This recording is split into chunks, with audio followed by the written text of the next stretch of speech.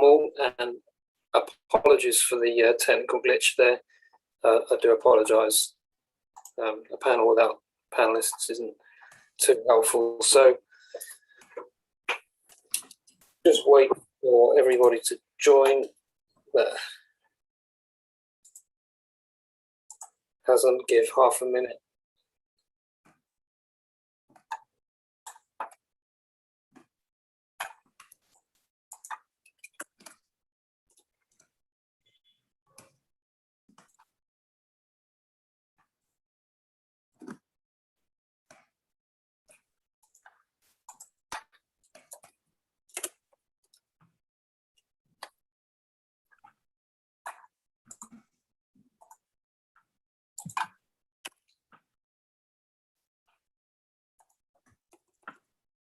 Okay, let's begin. So, warm welcome to everybody. Thank you for joining both on this platform, and if you're joining on LinkedIn Live, warm welcome too.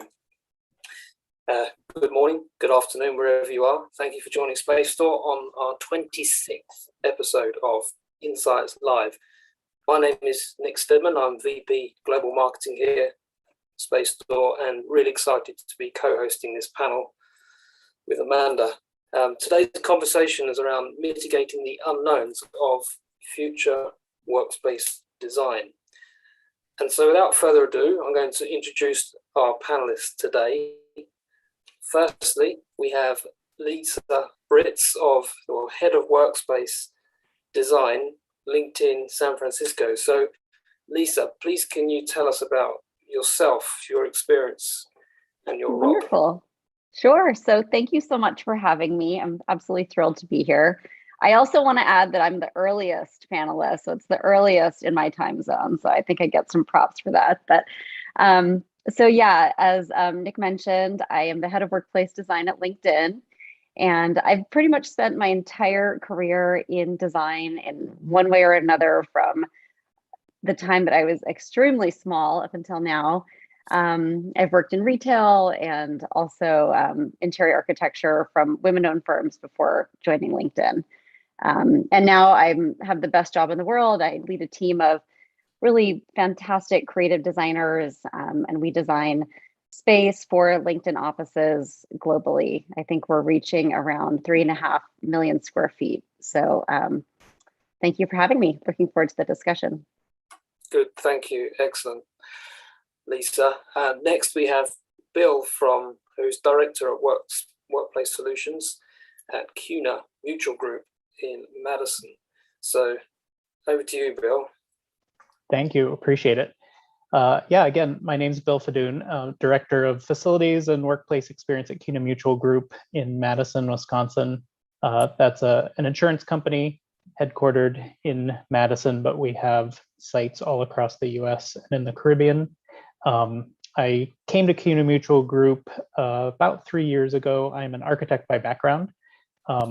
Started my career in residential design and then moved to corporate interiors. Worked in that for over a decade before coming to the client side and leading a team with about 2 million square feet across the country.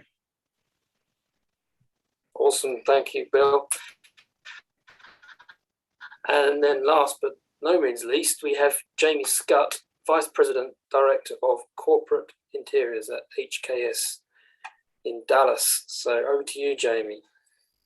Hi, yeah, thank you. And good props for you to saying my name correctly. That's probably never happened. So I am Jayme Scutt, as you mentioned, Director of Corporate Interiors for our Dallas office, which Dallas is our headquarters.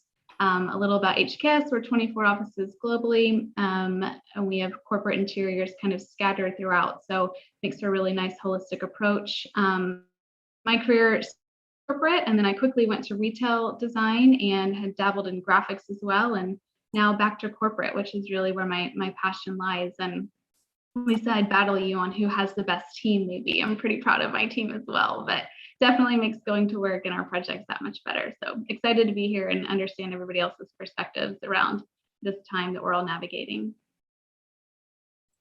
Excellent, thank you, Jayme. And then from Space Store, I'm joined by Amanda J, Corporate Workplace Strategist, who's co-hosting this session with me. So Over to you, Amanda. Yeah, thanks, Nick. So I'm Amanda J, and work in our office just based outside London, but very closely with our US teams as well.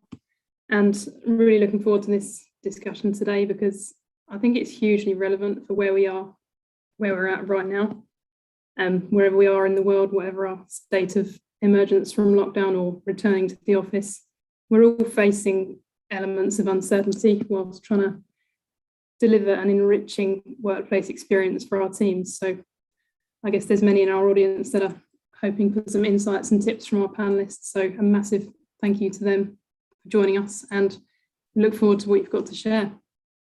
And we'd also like to invite the audience to participate, wouldn't we? So please drop any comments or questions you've got into the Q&A as we go through. Thanks, Nick. Yeah, absolutely. Thank you. And thanks for anyone who's recently joined. This is the 26th episode of Space Doors Insights Live. And subject for today is mitigating the unknowns of future workspace design. So personally, I think this subject is hugely relevant right now. Most of us left our workspaces back in March, April 2020, pretty much overnight. And from that point on, I think we can all confidently say they have never and never will be the same again. But can we say with the same confidence what's going to happen to them in the future? Well, we've been monitoring and contributing to the conversation since March 2020, and we believe that not only change, but constant change is inevitable. For sure, workspaces are here to stay. We've seen that conversation, but I want you to hear from our panelists today, real life experience on how we are preparing for the future, which we're fairly certain is going to be one of constant change. So really, first of all, question to you, Lisa. What challenges are you facing in designing workspaces for the future? And what are your strategies to overcome these? So, yeah, I mean, I think we're all in this interesting place in history, right? Like, we're not necessarily in the spaces that we're currently designing. And so I think it's a really great time to stop and really think about what is the right kind of experience that we want people to have. And so I think at the stage that we're at, we're really looking at what brings people together. What are some things that will really draw people into any kind of workspace? I also feel like while this is an unprecedented time, we're always, even before the pandemic, evolving and changing and trying to get something right. And so, yes, this feels really different because I'm not in my typical office and I don't get to see people using the spaces that we design and spend a lot of time worrying about. But I do think that it's kind of a cool time to be able to say, all right, what is really the right kind of space that makes you do the best sort of work of your career? How can we inspire people with, you know, the spaces that they're in? And truly, what are the things that will get people out of their house, into their car or their bike or on a bus or on a train, and collaborate together? So I think that sense of togetherness and designing for experience are two things that can be constant in all of this, and we can absolutely do a great job designing for. Yeah, thank you, Lisa. Some interesting points there. I like that initial comment you made that we're not working from the offices that we're designing for the future. I think that's something to think about. Bill, what about you? Thank you. I wish Lisa hadn't gone first because she said a lot of amazing things that I completely agree with and wish I could have said them first. I agree. We need to figure out that experience that'll bring people back to the office, because all of us here know that it's really important that people come together in a space and aren't segregated to their homes 24/7 every day of the week. Sure, there are certain benefits, certain types of job functions and types of work that make sense to do from home, and you don't have to go to the office. But I think how do we want to design that experience to get people back is really important. And I also agree, this isn't totally unique to what we were doing before. We always knew that there's an evolution in the way that people work, and this is just the newest evolution. So we need to be forward thinking and look at at how we can adapt to the future and make sure that we're flexible in anything that we design or build right now, so that it can change with us as we grow into the future. Yeah, thank you, Bill. And Jayme, what about you? You'll have had experience from a mix of clients. Is there a recurring theme coming up here about preparing for the future?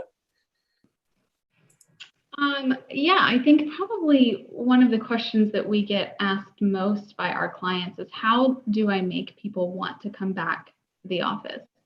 Which, those words are kind of funny in a sentence together. How do I make you want? I mean, I think it has to be a choice. And so in talking about that with our clients, it's really about understanding what specific needs they have and the specific direction their culture is going.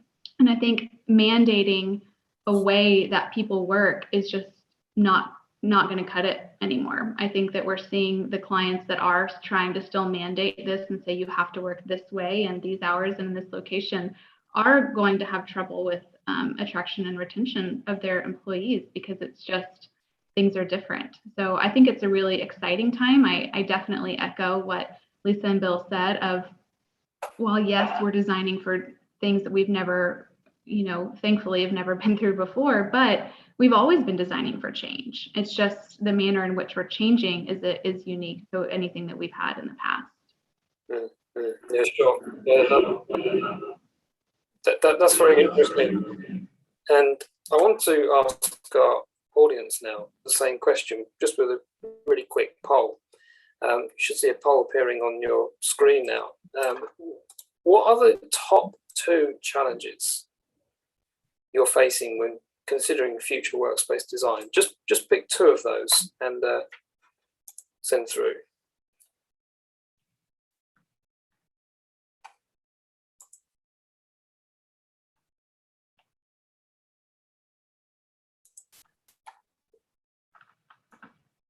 Just give a few more seconds.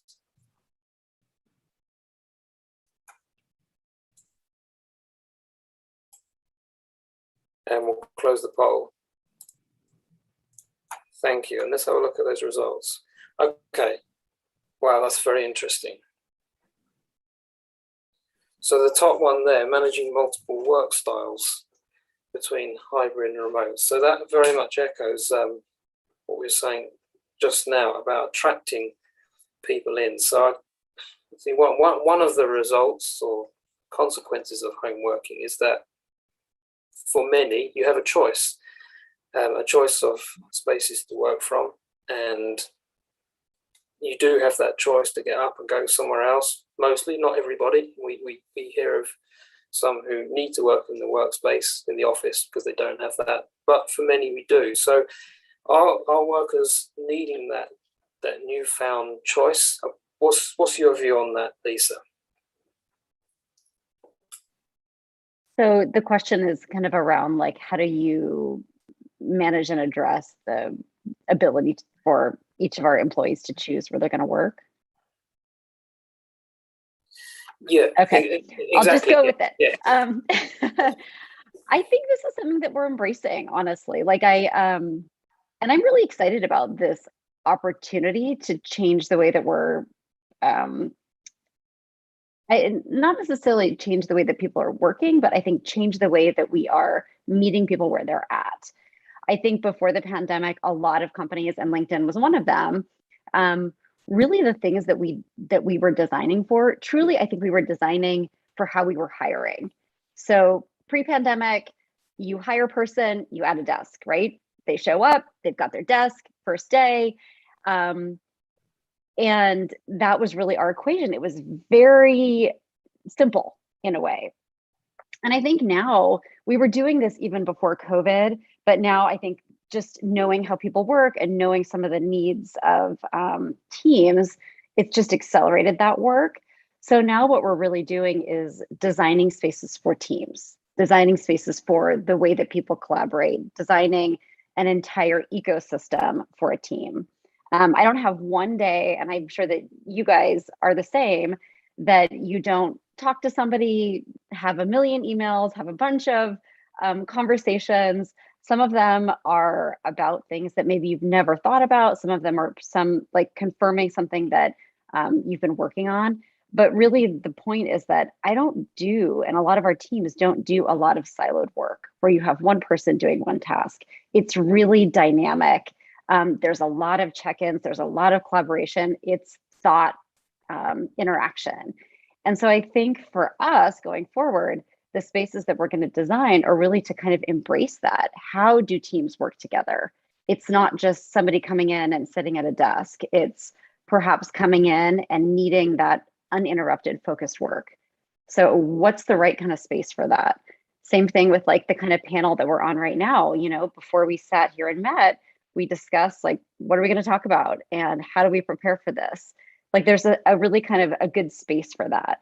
And so I think for us, really what we're trying to do is recognize that ecosystem and design for that kind of like interaction and the right kind of spaces and systems, frankly, that are going to hold and support that type of work. Yeah, very, very interesting insight there. So we've kind of, as you say, we've moved from individual task-based working, and it's moved into understanding teams and how teams work and how people work with each other. Because after all, the individual work can be done from home. In most Sometimes. cases. I mean, I will say we do have some people where they're really craving, like, I need to go back into the office and I need to kind of like reduce the distractions, whether it's like things that happen at home, things that happen with family, the noise levels around your individual house. And so I think we're designing both for collaborative spaces and then also these like what we're calling deep focus spaces, where somebody can come in and not have, you know, as many distractions as you might have at home. Mm-hmm. We're doing the same thing right now. We're doing this test and learn space in one of our buildings, just to try to understand what people use most often. You know, it's a whole variety of different settings, like you were talking about, collaborative spaces, and also just kind of the hardcore, like, I need to focus and no one talk to me. And we'll see what gets used the most. We're adding sensors to really try to understand our usage, and hopefully that'll kind of inform our future. We're starting really small with like 50 spaces, but hope we can grow that across the portfolio. Mm-hmm. Yeah, there's a great question around that about calculation on the amount of space needed for a certain headcount. Has that changed? From my perspective, it hasn't for our campus.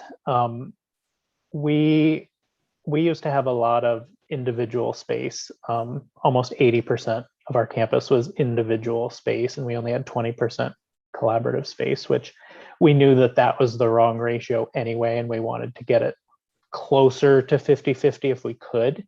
And I think with everything that's happened in the past 18 months, we will push that and try to go even further, because I think that I space can be even less, but we'll need to increase that we space. But again, I think it's more or less the same square footage in total. We'll just repurpose it and use it in a different way than we have previously.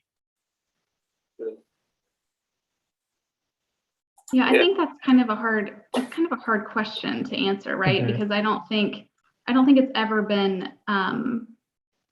really the same for everyone anyway. And so we get that question a lot of, well, how many square feet per person should I plan for?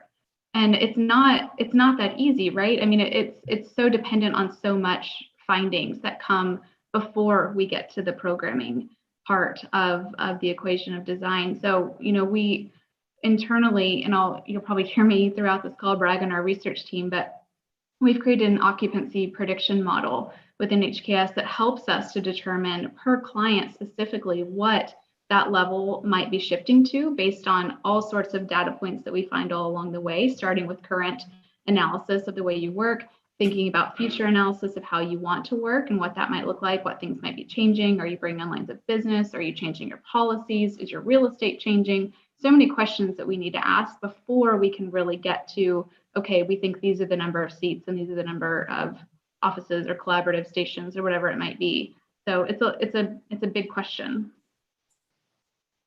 No easy answer. No easy answer.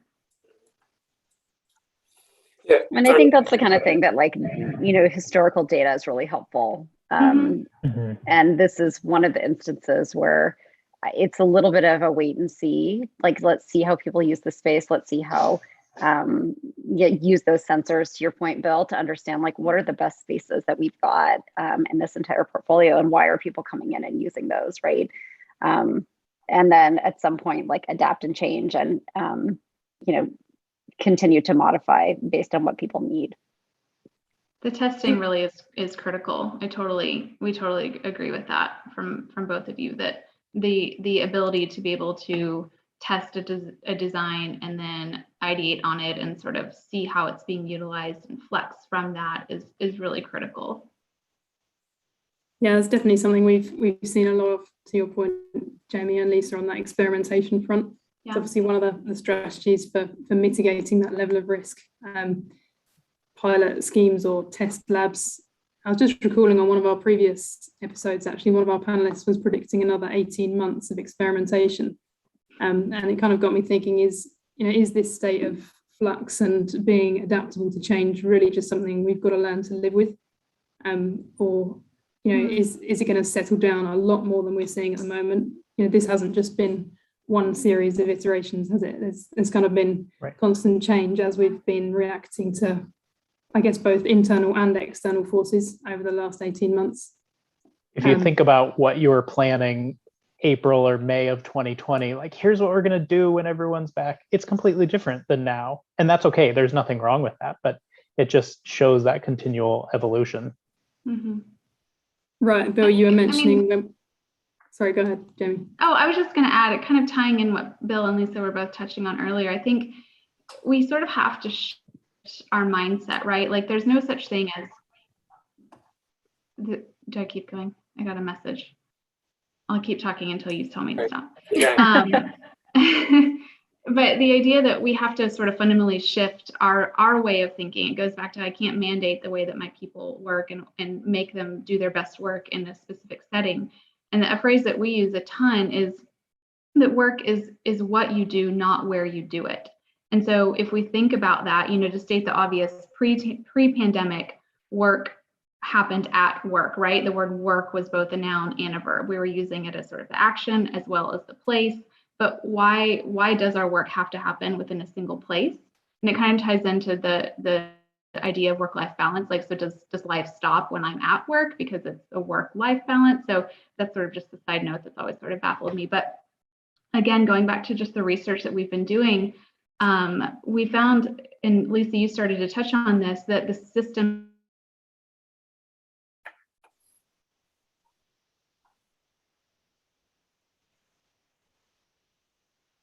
Looks like Jamie's frozen on my screen. You Me guys too. the same? Okay. Yeah. Yeah, I think we lost her.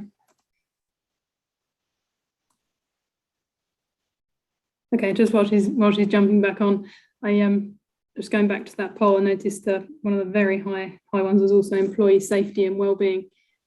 And we had an interesting question come in on that. How have LinkedIn and CUNA and HKS approached the concept of fear and the unknowns from an HR or people point of view?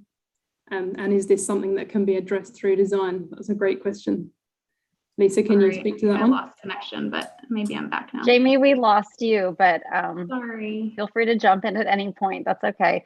Yeah, I can start with that. So I think one of the things I really love about working for LinkedIn is our ability to kind of start with the fundamentals of, like, how do you show up as your best person? And I think part of that designing for fear, like recognizing the fear, is first being vulnerable and saying, hey, this is really scary, or like, I am having a really hard time here, or like, this is something that I am missing. And so I think some of that dialogue is very first, right? You can't really design for fear without understanding the perspective of somebody else and starting with that empathetic view.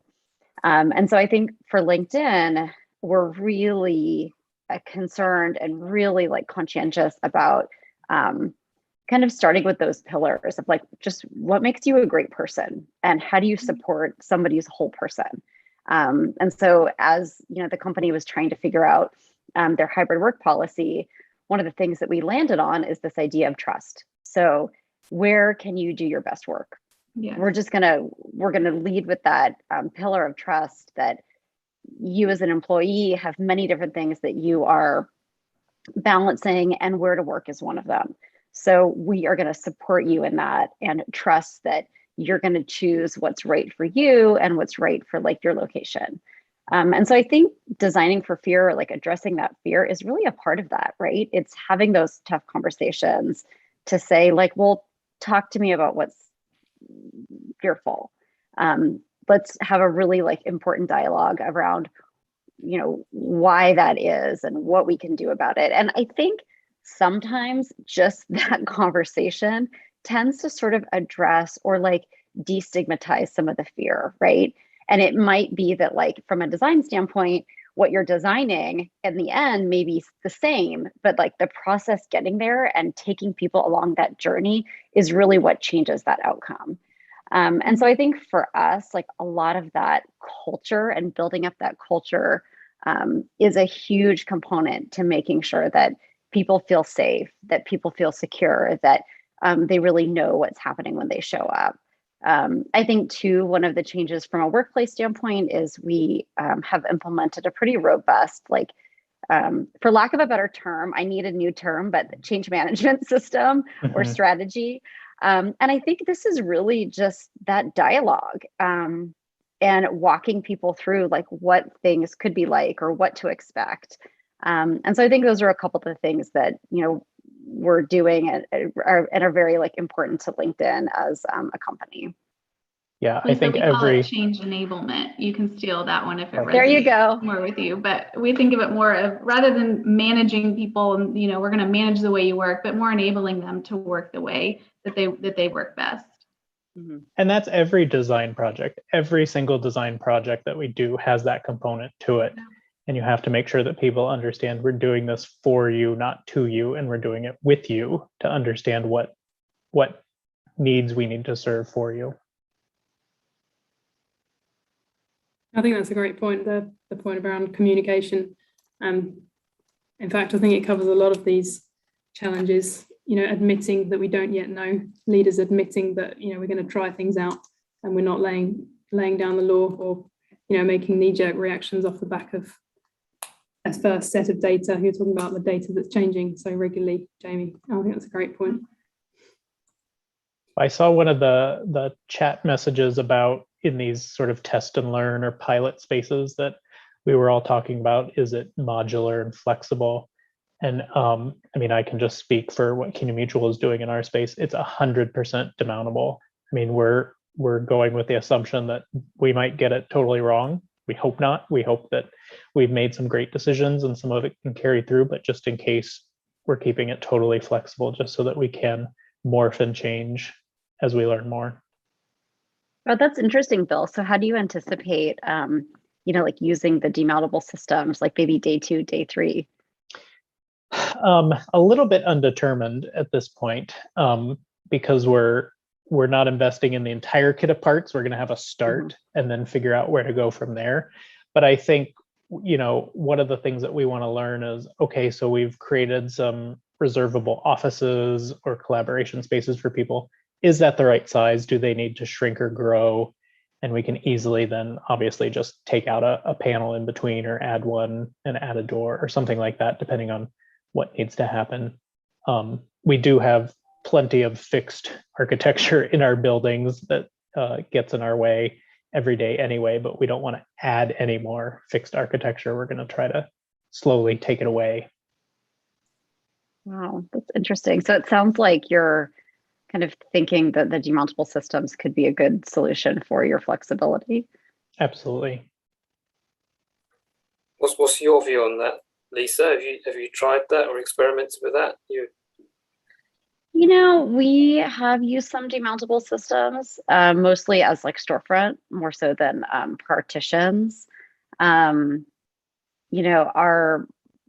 most popular rooms are our huddle rooms that are like, they hold 3 to 4 people. And we're really concerned about sound transfer. So I know that some of them are fantastic and, they're getting better every single day, but we've really gone more of like the traditional route just for some of the sound transfer concerns. And also like, we don't really see, like we've iterated on that huddle room and done a lot of experimentation. And we kind of keep coming back to like what's been just working for us. So I think in that capacity, we haven't really, I don't know if a demountable system would work for that type of room, but it's always interesting to see what could work, right? One thing that's similar to that, Bill, is we have a new flagship headquarters that's close to being completed. And we're implementing what's called a flex zone. So it's like a space within a space. It sits between 2 neighborhoods, and it's kind of meant to do a similar function where teams can, just gather up in there, do a scrum, like have a quick meeting. It's technology enabled, and the adjacency, I think, is something that we're really excited about. Just having that, team access very, very close to where people are gathering. That's one of my biggest worries about what we're doing with our test and learn spaces. It's in one area of one building. And so, I want to make sure that people use it and tell us what they like and don't like. I see it, if it's successful, then rolling it out into each neighborhood across all the buildings on our campus. But I think it'll be hard to get people to come over to a different building and use it and that kind of stuff just to try it out, but we'll get there. What is your test and learn space? That's the mix of different working styles, postures, iSpace, WeSpace, the 50 stations that we're taking and just trying out to see anyone who wants to be in that hybrid work mode when they do pop into the office. Is this the type of space that works for them? Cool. And like, how does that differ from where, like how you were designing or like setting up your other workspaces? Great question. So we previously, and still a bit today, we are 100% assigned workstations, either workstations or offices. And we haven't done any big redesign since the early 2000s. So our cubicles are 8x12s. Whoa. And our offices are even bigger. So that was that's why I came to CUNA Mutual Group, is they said, like the original social distance. I know. I was telling everyone, I'm like, man, the whole reason I came to CUNA Mutual was because we were going through this whole campus transformation. They knew that was outdated. We needed to change. Then when COVID hit, I'm like, we're fine. This is great. We don't have to change anything. Yeah, so we were 100% assigned. I think people who are hybrid and prefer home more than the office, we have 2 kind of hybrid selections. You can choose hybrid with main home or hybrid main office, and anyone who's home will give up their assigned workstation and use those hybrid reservable or unreservable spaces that we're trying. We're doing similar ideas, Bill, to kind of what you're talking about for clients, but in the event that we only have certain sized rooms, because going back to, I forget who mentioned the idea of the kit of parts, I think that's something that we've been designing for a long time, but I still think it holds true for flexibility. And so if we think about, we've got these, let's call them office sized rooms, whatever the size might be, and we're thinking about the different ways that people might be working, it's important for us to go into it with the mindset of, we are testing this, and so some things might not work and some things will hopefully change a lot. So how do we plan the furniture that goes within those spaces to, if this setup doesn't work, where does that furniture go within the office so it isn't just wasted? Because that kind of diminishes the effect of the testing, right? If we're harmful to the environment, if we're just saying, this didn't work, let's get rid of it. So thinking about it from a holistic point of view of the entire space plan of, here's the iterations we can test, and these are the parts that go in with this larger kit, and here's how they can transition into other places of the office once we determine what is best suited for these spaces. I have a question for everyone actually arising from that. So we all know the importance of testing and learning and being flexible in the future. How are you convincing clients and or leaders at your company that should continue? You know, we're all, I know in my realm, it's like, cool, let's try some things, here's some money, let's do it. But how do I keep that going for the future? How do I convince leaders of the company that, hey, we should always be doing this because the world isn't static. We don't want 20-year furniture that doesn't ever move. Great question.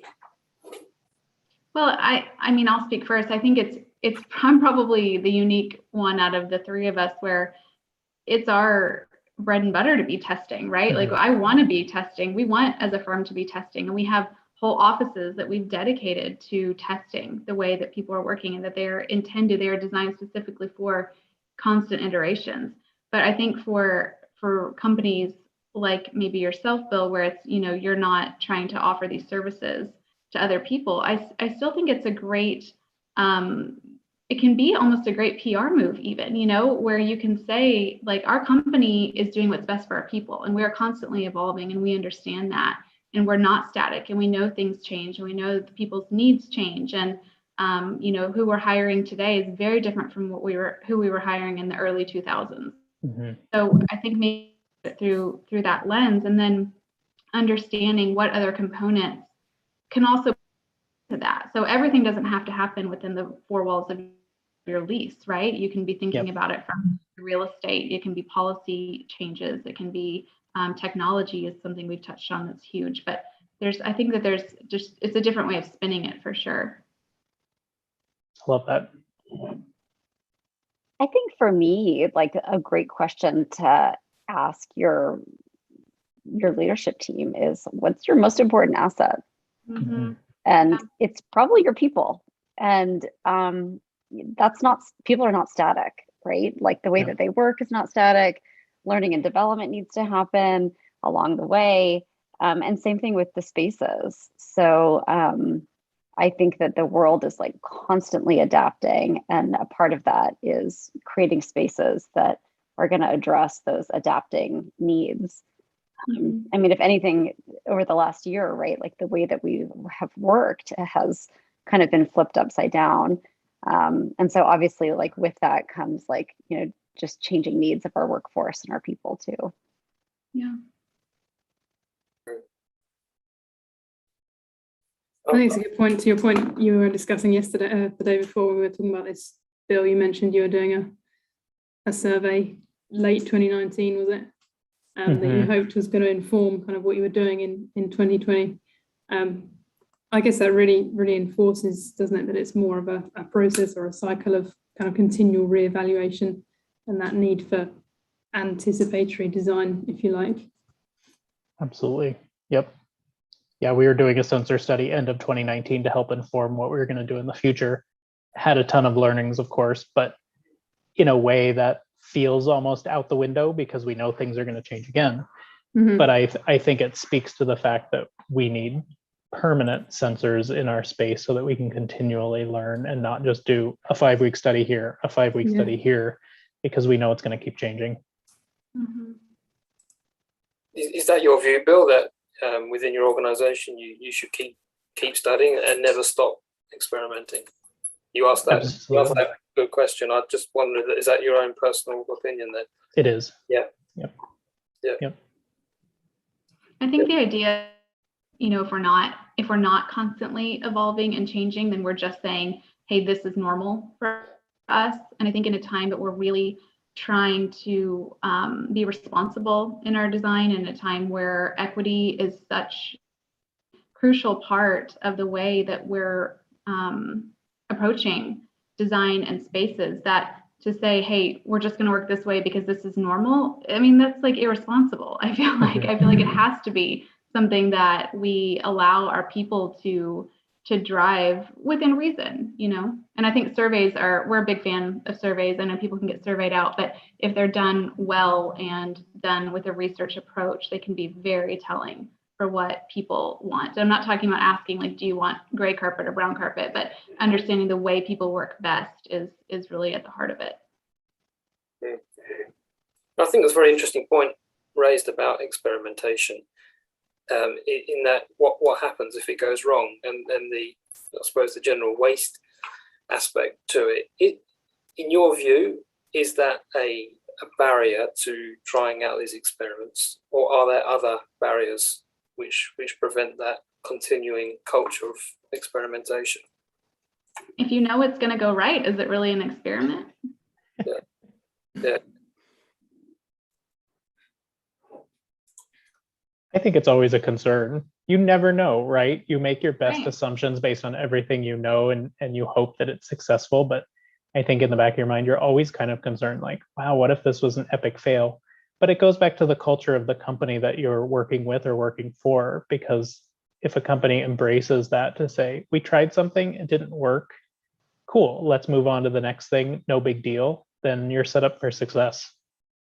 Yeah, and there's always learnings to happen from it, but I'm probably a broken record on this, but I do think it's super just worth repeating that you can't just jump into experimentation, right? You can't just say, hey, I read an article, or, you know, such and such furniture company told me that people like this, but it has to be done on the basis of research. And so if you're doing it with an educated approach and an understanding of really what's at the root of the reason for these experiments, then I think 9 times out of 10, it's not going to be a complete failure. There might be things that work better than others, but I think it's all in the nature of trying. I think one thing to add, just that an approach that LinkedIn has taken is we've set up an experimentation lab in Sunnyvale, and it's completely dedicated to evaluating and experimenting with different things. So something as small as like, you know, a few years ago, we tested like this pour over coffee machine. So we had, you know, some of our barista spaces where you'd have like the barista there, like pouring the coffee, and we're like, gosh, this takes forever, you know, like, let's just try out, maybe we try out a machine, maybe people would love that. So we did an experiment where we had a pour over coffee machine, and you press the button, right? It was faster, you know, the coffee's there. But in the end, through the experiment, we realized like people don't like it. Like they want to wait. They want to sit there and watch the experience, like watch the coffee being poured, smell the coffee being brewed, like, and that was really a part of the draw. And that's, you know, obviously a very small example, but I think through that sort of like rigorous experimentation process, it gives us a really good view of what could be successful. So I think, Nick, going back to your initial question is like, are you concerned about the waste issue when it comes to experimentation? I actually would argue that through the experimentation, it actually prevents some of the things that might contribute to, you know, the waste issue.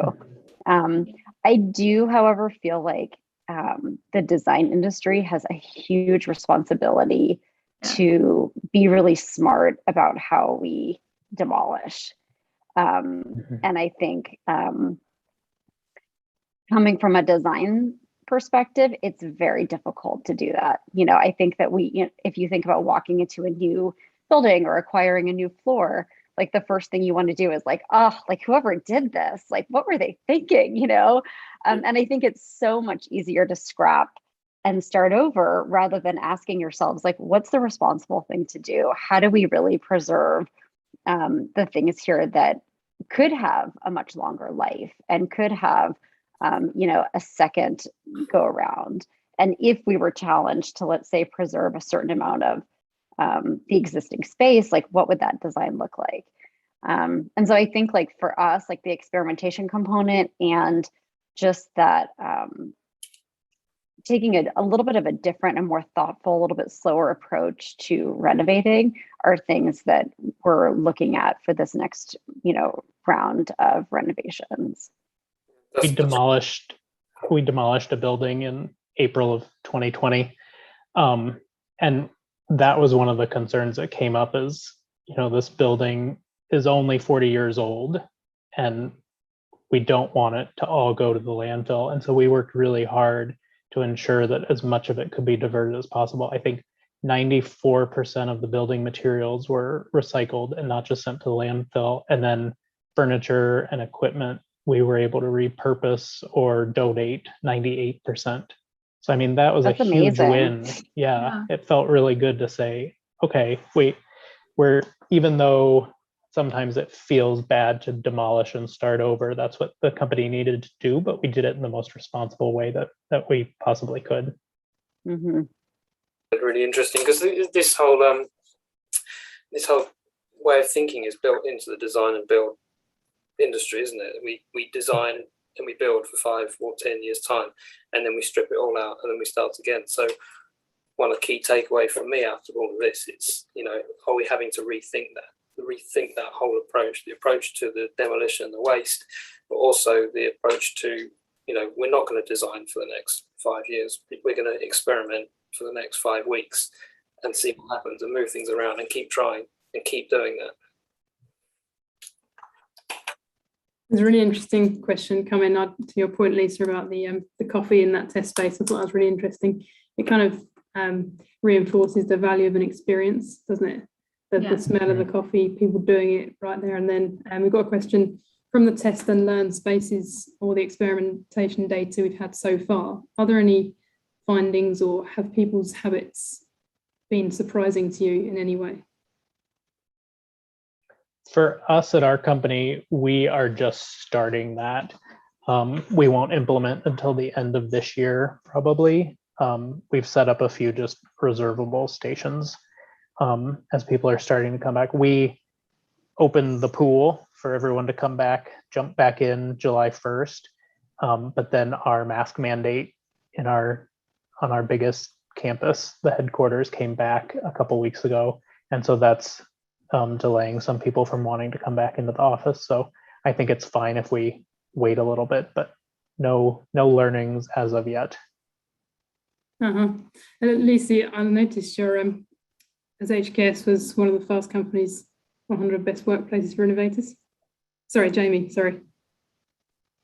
Yes, we are so proud of that. Thank you for knowing that fact. I hadn't even told you, but yeah, and I think what I'm obviously wildly named that by Fast Company, but I think what's even more notable about that is it was done during a pandemic. Mm-hmm. So that we can be named a top place to work for innovators while working from home says a lot. I mean, I'm not saying it's right for every organization, and we aren't working from home going forward forever, but we are implementing a flex policy for the long haul. So, good work can still be done, but it goes back to the idea of trust that Lisa talked about, and putting your people first. And I think too, making sure that, I think technology, we touched on this, plays such a big role in it, but it's not just technology for the sake of getting work done, but technology so that you all feel still tied to that purpose, because we're all working at our firms and companies for a specific purpose. So we at HKS were able to maintain that feeling of strong sense of purpose throughout the past, year and a half or longer now. And it shows. So thank you. We're very proud. No, it's a great achievement.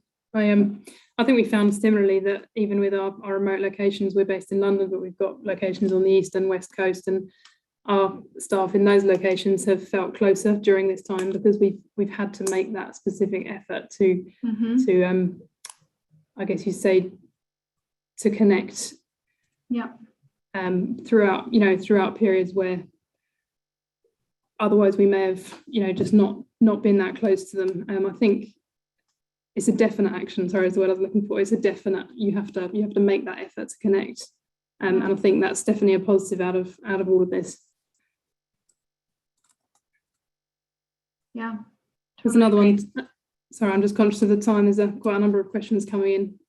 Thanks to everyone in the audience for those. To your point about providing for the employee, how with the reduced desking and the bill you're talking about less I space, more we space, how do you still offer employees that sense of a home base when they do come into the office? It's a really great question, and something that we are certainly struggling with at this point. I envision that once we're able to roll this out to individual neighborhoods, that will be your home base. You may not have a desk there, but you and your team are in a certain area that you always come to. Sure, you can go to anywhere and work from anywhere in the building that you choose, but I really want to make sure that we preserve that home base for people so that they feel like they have a space that is sort of owned, even if it's collectively owned within our buildings. Yeah, I can also answer that from a LinkedIn standpoint. So I think two things. Like first, we're setting up what's called the team anchor. It's kind of like the mudroom of the workplace. Like you come in, you can drop your bag, you can put your stuff there, you can leave your team, you know, tchotchkes. Like so many of our teams at LinkedIn like love their stuff, like whether it's swag or like something that somebody picked up while they're traveling, or you know. And so I think that stuff is super important. Like we need to plan for that. That's like some of those I think from a designer standpoint, like I would never plan like 50 bobbleheads in space, but I understand and recognize that, you know, it can bring people delight. So we definitely want to, you know, create space for that. So we are designing what's called a team anchor within our dynamic work environments. And then also like there are going to be those people that want the same desk and they want a sense of stability. And there's nothing that we're doing that would prevent that, right? Like if you've got a couple of people on a team and they want their setup and they have whatever it is, and that makes them feel more secure, like the likelihood that we can accommodate that is pretty high. And so I think that like in the same way that, you know, a family or like a group of people might use a residence, the same kind of behaviors are going to apply. And so I think that like that embracing like whatever that human need is to like create space is huge. The way that I like to see it is I think previously, like if you were giving somebody a desk and you had a family member or like a colleague come and visit you at work, you would take them over to your desk and say, hey, like, here's my desk, right? Like, here's the chair, there's where I'm sitting. And I think going forward, what people will do is they'll come into their space and be like, here's where I sit. Like, this is where my team sits. And this is where we put our stuff. And I like to sit at this table and this table. And this is where we collaborate. And oh, let me take you to the cafe. And so I think that that sense of place is so human and so universal, and it's not going to go away. And it shouldn't, right? I think it's just the way that we look at that is going to be a little bit different. Yep. Completely agree. And like you said, if someone's in the office most days, 4 or 5 days a week, whatever, absolutely, they should have a space that they can come to that's theirs and that's owned. I think that makes perfect sense. People are creatures of habit though, right? So I mean, even if you're given the option to sit anywhere, 8 out of 10 times people sit just about in the same seat every time. So it's kind of funny the way that works.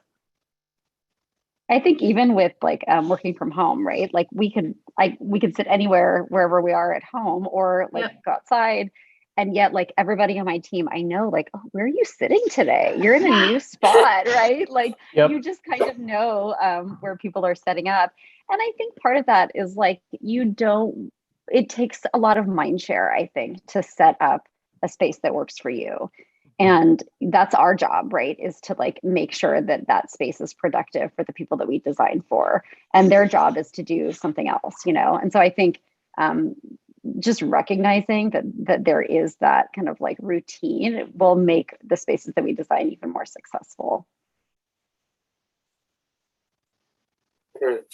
That's very interesting. It kind of answers another question which has popped up about how do you support smooth transition for your employees coming back to work when workspace design has evolved so quickly. So part of that are these home spaces or anchor spaces. Is there anything else which you're doing, Bill, which will help those people? Because after all, some people have left in April 2020 and they haven't been back yet, have they? Right. Yep. I mean, I think we touched on it a little bit before. It's all about that communication aspect. We have sent people in the buildings to record some videos of saying, here's some of the changes we made. Here's what to expect when you come back. We've just tried to over communicate as much as possible. Like, here's what's changed. Here's what's the same. And here's what to expect. I mean, when we opened the doors July 1st, we sent out an email and said, have have some patience and grace. You know, we're trying to learn into this. Like, food service isn't back 100%. It's going to be just some grab and go, but keep us, you know, in the loop of what you like and don't like, and we'll try to accommodate some of that. But over communicating, I can't stress that enough. I think that's really important. Yeah, good. And what about you, Lisa? Thank you, Bill. I think the communication aspect is really important. I think also meeting people where they're at is huge. So, you know, there's going to be many people that probably won't return to the office, or like people that we've hired that might be more remote. And so I think we're trying to, you know, set people up for success, whether it's like, you know, giving a stipend for like a home office setup, or, you know, making sure that internet is working regardless of where somebody is living or working. And then I think also like asking for feedback, right? Like, what is working for you? What's not working for you? Like, tell us more. Like, that kind of dialogue is so important to understand exactly what people want, or really how to design spaces that are going to work better for them. Jayme, what about you and your perspective with working with multiple clients? I mean, I think you guys have said it. It's the communication factor. I think it's in bringing people along for, you know, part of the ride anyway, within reason, along the way, and not just saying, hey, we're moving in March of 2022, get ready. And then when they show up, here's your desk, because that's not successful. There's no buy-in. I don't feel like I'm, you know, part of this change or part of this evolution. And if I'm dedicating so much of my life to the purpose of this organization, then respect me enough to bring me along for the ride. So I think it's the communication aspect is key. And I think, Lisa, you mentioned meeting people where they're at, and I just love that so much, and I completely agree. And that looks different for different people and different teams, right? I mean, initially, speaking for my team personally within HKS, we thought initially, okay, let's go back on Mondays. The whole team come back Mondays, and we'll do our team meeting together. And that happened, I think, twice, and it just sort of fizzled out because people didn't want to be in the office on Mondays. Me, one of them. And we were like, let's not do this. Let's pick a different day. Or rather than saying, let's all come to the office for this whole day, what if we said project teams come to the office together? So at least when we're coming to the office, it's for a productive reason. And hey, let's do that on a day, be doing a team happy hour. So we're already coming into the office because our team does live all across the Metroplex. So thinking of ways that if people are going to come in, maximizing the value of the time spent coming in and the reasons for which they might be doing so. That's great. Thank you, Jayme. And unfortunately, we are out of time now. So in respect to our audience and panelists, we'll finish there.